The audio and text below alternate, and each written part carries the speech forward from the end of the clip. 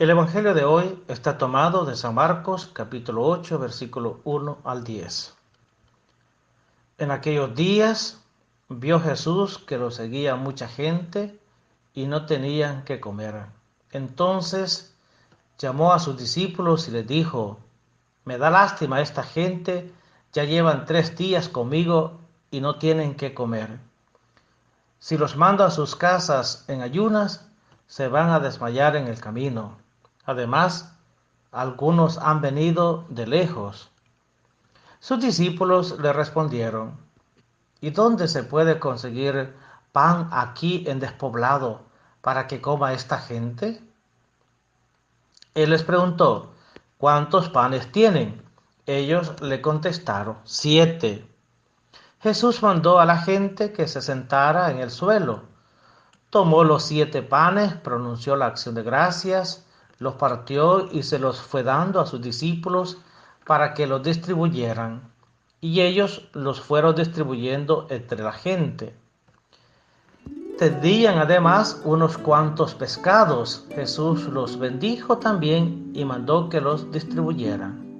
La gente comió hasta quedar satisfecha y todavía se recogieron 7 canastos de sobras. Eran unos 4,000. Jesús los despidió y luego se embarcó con sus discípulos y llegó a la región de Dalmanuta. El texto del Evangelio de hoy nos trae la segunda multiplicación de los panes. El hilo que une los varios episodios de esta parte de San Marcos es el alimento, el pan.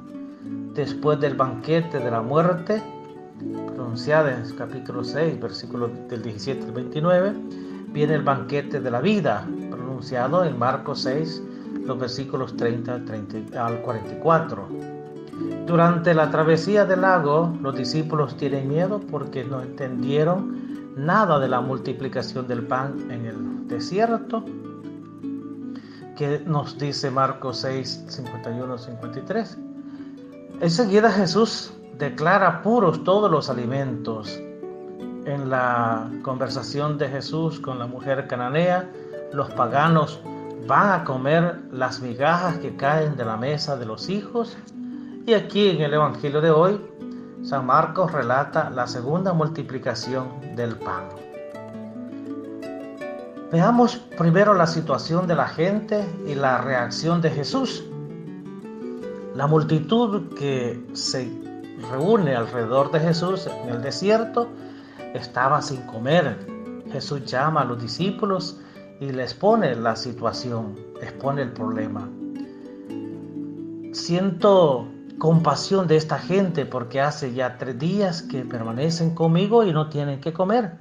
Si los despido en ayuno a sus casas, pues se van a desmayar. Esta es la preocupación de Jesús. Y despunta 2 cosas muy importantes. La primera es que la gente olvida casa y comida para ir detrás de Jesús en el desierto por el anhelo, el deseo de querer escuchar algo nuevo, algo que les iluminara la vida y que les motivara para seguir viviendo. La señal de que Jesús tiene que haber tenido una simpatía abundante hasta el punto que la gente le sigue en el desierto y se queda 3 días con él, se olvidan de todos los suyos y todos los quehaceres. En segundo lugar, Jesús no manda resolver el problema, apenas manifiesta su preocupación a los discípulos. Parece un problema sin solución, pero no es así. Ahora veamos la reacción que tienen los discípulos. El primer mal entendido es los discípulos piensan en una solución. Segundo, la cual alguien tiene que buscar pan para la gente. No se les pasa por la cabeza que la gente misma puede tener una solución y dicen: ¿cómo podrá alguien saciar de pan a esta gente aquí en el desierto? Con otras palabras, piensan en una solución tradicional. Alguien tiene que recaudar dinero comprar el pan o irlo a comprar, traerlo, distribuirlo a la gente, hacer que esperen, hagan fila. Ellos mismos perciben que en aquel desierto esta solución no es viable, no tiene sentido, pero no encuentran otra solución para resolver el problema.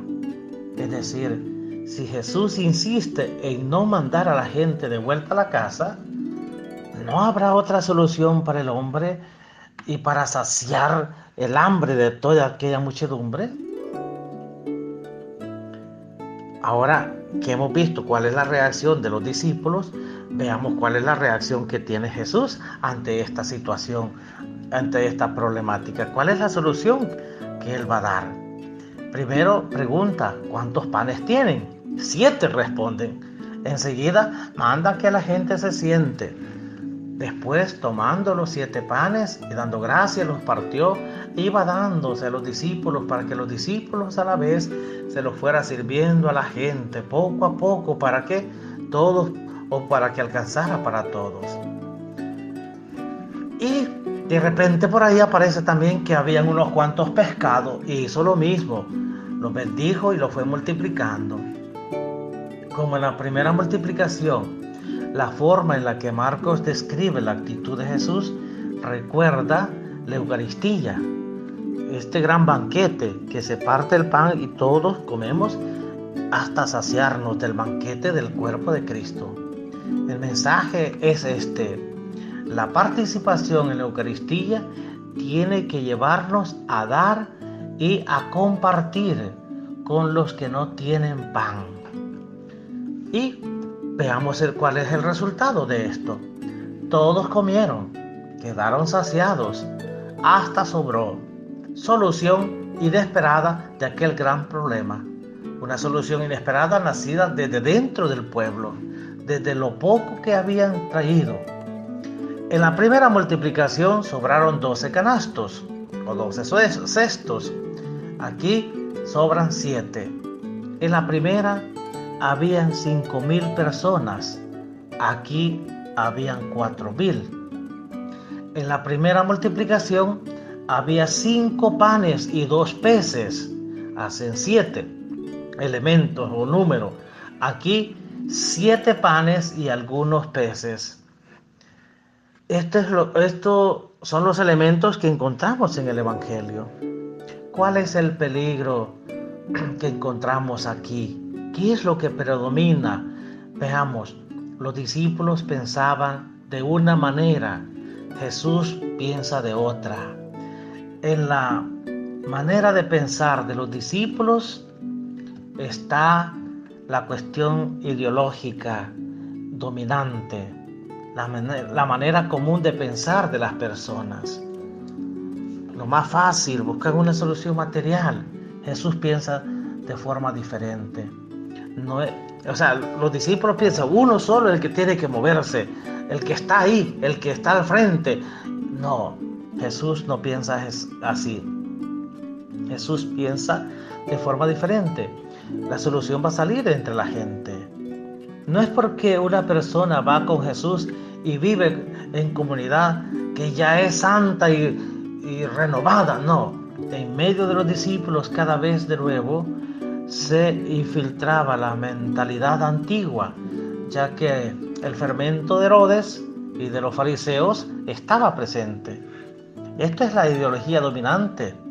Tenían raíces profundas de la vida de aquella gente. La conversión que Jesús pide va más allá, más al fondo. Él quiere llegar a la raíz y erradicar los varios tipos de fermento.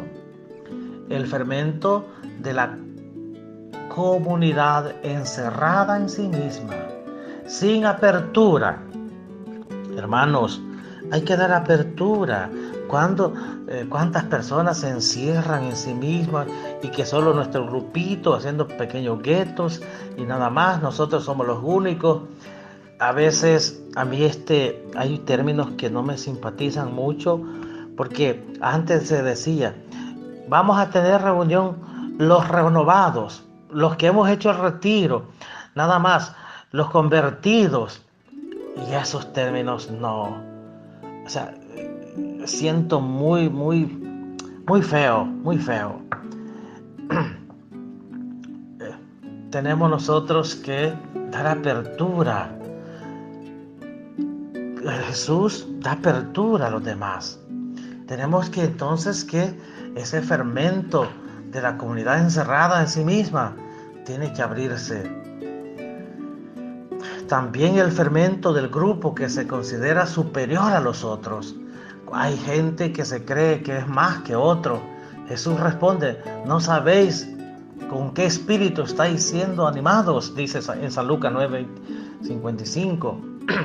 No debe de existir gente que se crea más que los demás. También está el fermento de la mentalidad de clase y de expectativa, que es realmente una situación bien difícil. Un grupito, que estos son los, por decir aquí, los ricos, estos los menos pobres, y allá los pobres, estos son los fulanitos, la familia tal. Eso no tiene que ser así. Al fin y al cabo, al morir, todos vamos al mismo hoyo, a la tierra, y todos vamos a ser consumidos por los gusanos. Tenemos que quitarnos esa situación de que unos más altos que otros, más importantes y que clases. No, económicamente puede, y hay gente pues que tiene más posibilidades, pero cuando muera, ¿qué va a llevar? Eso ahí queda. El fermento de la mentalidad, de la cultura de la época que marginaba a los pequeños, a los niños. Jesús responde diferente. Deja que los niños vengan a mí. Lo dice en Marcos 10. Él pone a los niños como profesores de los adultos. Quien no recibe el reino de Dios como un niño no entrará en él, le dice. La lectura entonces del Evangelio de hoy, queridos hermanos, nos da una gran lección. El compartir, que tenemos que compartir el pan con los que no tienen. Y dejemos de andar haciendo esa distinción de que nosotros que hemos hecho retiro, que nosotros este grupito, que nosotros pertenecemos a este ministerio, a este movimiento. No, todos somos hermanos. Dejemos de ese tipo de cosas. Las fronteras son por los países, se dice por ahí, y no tiene que haber entre los cristianos. Hay ciertos movimientos que dicen, estas sillas son nuestras, estas bancas son nuestras, que este salón es nuestro, que esta cortina es nuestra. No, hermanos, son de todos y todos debemos de cuidar y trabajar. Hay que compartir con los demás y hay que dejar esas divisiones que no sirven para nada. Que el Señor les bendiga a todos.